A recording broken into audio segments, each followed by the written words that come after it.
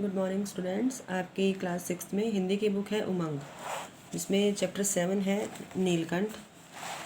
नीलकंठ जो चैप्टर है उसकी राइटर है महादेवी वर्मा। महादेवी वर्मा ने ये जो चैप्टर है आपकी बुक में, ये एक बहुत ही इमोशनल सा चैप्टर है। इसमें एक जो पशु पक्षी हैं उनमें पहले तो उनके बीच में जो परस्पर प्रेम होता है उसके बारे में बताया गया है। उसके बाद बताया गया है कि एक पक्षी आ जाने से उनकी जो शांति भरी ज़िंदगी थी वो किस तरह से बिखर जाती है, तहस नहस हो जाती है, उसमें कलह कोलाहल आ जाता है, दुख कष्ट आ जाते हैं और उनका जो असर है पशु पक्षियों पर किस प्रकार से पड़ता है, ये सारा इस चैप्टर के अंदर आप देखोगे। इस पाठ में जो राइटर है, लेखिका है, उनको प्रकृति के साथ बहुत ज़्यादा प्यार है। इस प्यार के लिए उन्होंने अपने घर में कई तरह के पशु पक्षियों को पालकर एक छोटा सा चिड़ियाघर बना रखा है, जिसमें खरगोश, मोर, अल्सेशियन फीमेल डॉग और भी कई तरह के पशु पक्षी रखे हुए हैं, जिन्हें वह बड़े मियाँ चिड़िया वाले से खरीद कर लाई थी। अब चैप्टर के स्टार्टिंग में आप देखोगे कि यहाँ पर एक नेम है बड़े मियाँ चिड़िया वाले की दुकान, जो कि स्टेशन के पास ही होती है।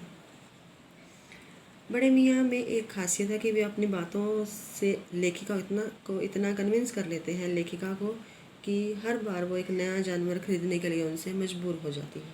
इसी प्रकार से लेखिका के चिड़ियाघर में मोर मोरनी तक नए सदस्य हो गए थे, मगर अपने स्वभाव से अपने आप को उन मोर मोरनी ने वहाँ के बाकी पशु पक्षियों को अपना संरक्षण बना लिया था। वो उनके सेनापति बन गए थे, यहाँ तक कि सांप को भी वहाँ से वो तहस नहस करके भगा देते थे। एक बार उस चिड़ियाघर में एक कुब्जा नाम की मोरनी आई। अब मोरनी का आना भी क्या था कि एक स्वाभाविक सा बात हुई। इस चैप्टर में बेटे अभी तो यहाँ तक जो है वो पूरे चैप्टर में जब आप इस चैप्टर को रीड करोगे तो उसमें सभी जानवरों के ने एक दूसरे के साथ किस तरह से कोऑपरेट किया हुआ है, किस तरह एक दूसरे की हेल्प की हुई है, ये सारा कुछ बताया गया है। लेकिन अब जो एक मोरनी के आने से ये सारा कुछ उनके जो बीच में शांति थी वो ख़त्म हुई। तो वो इंसिडेंट क्या था कि एक दिन महादेवी वर्मा को, जो लेखिका है, उन्हें किसी काम से नखास कोने से निकलना पड़ा और बड़े मियाँ के पहले के समान कार को रोक लिया।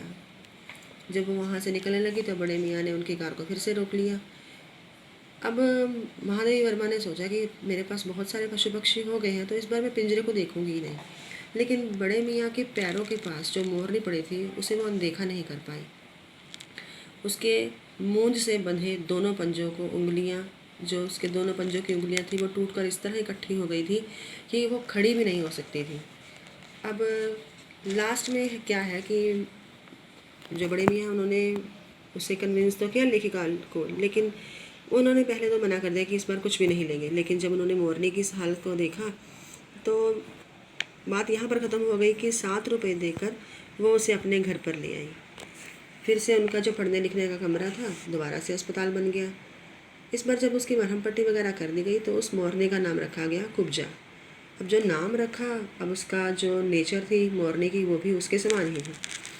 अब तक नीलकंठ और राधा, ये भी मोर और मोरनी है, जैसा कि आप चैप्टर में पढ़ोगे, ये दोनों एक साथ रहते थे। लेकिन अब कब जो कुब्जा आ गई थी, अब वो देखते ही उन्हें दौड़ पड़ती थी मारने के लिए।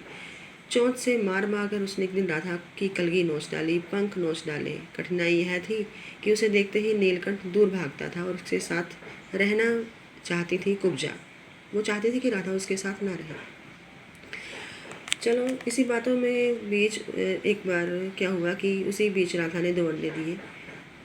तो जब जैसे ही कुब्जा को पता चला तो उसने चोंच मार उसके सारे अंडों को तोड़ दिया और इसी कलह कोलाहल से दुखी होकर नीलकंठ की जो प्रसन्नता थी वो ख़त्म हो गई। एक बार जब लेखिका उसको दाना देने के लिए गई तो पहले के समान ही जो नीलकंठ था अपनी पूंछ पंख फैलाए धरती पर बैठा हुआ था और खरगोश के बच्चों को पंखों में छिपा रखा था। लेकिन जब लेखिका के पुकारने पर भी वह नहीं उठा तो पता चला कि नीलकंठ जो है वो मर गया है। लेखिका उसको अपने शॉल में लपेटकर गंगा संगम तक ले गई, जहाँ पर उन्होंने गंगा के बीच में उसे प्रवाहित कर दिया। तो इस तरह से एक दिन क्या हुआ कि कुब्जा एक दिन आम से उतरे ही थी, आम के पेड़ से, तो कजली जो अल्सेशियन फीमेल डॉग थी वो सामने पड़ गई। अब कुब्जा की जैसी नेचर थी, उसने कजली से उसने अपने स्वभाव के कारण कजली ने उसकी चोंच पर प्रहार किया। कजली के 2 दांत उसकी गर्दन पर लग गए। इस बार उसका कलह कोलाहल और द्वेष भरा जीवन बचाया ना जा सका। जैसे कि कुब्जा के बारे में बता रहे हैं कि उसने जानवरों को मारना शुरू कर दिया था, लेकिन इस बार कजली ने उसको मार डाला। इसी प्रकार जब ये सब कुछ देखा तो जो लेखिका है अब वो बहुत ही संवेदनशील हो चुकी थी, बहुत ही इमोशंस वाली थी। उसको बिल्कुल ही अच्छा नहीं लगा। लेकिन अब भी जब वो राधा को देखती तो राधा अब भी अपने नीलकंठ की प्रतीक्षा में रहती थी। आषाढ़ के महीने में जब आकाश पर बादल छाते तो वह कभी ऊंचे झूले पर जाकर या फिर कभी अशोक की डाली पेड़ पर बैठकर अपनी आवाज़ से नीलकंठ को बुलाती रहती है।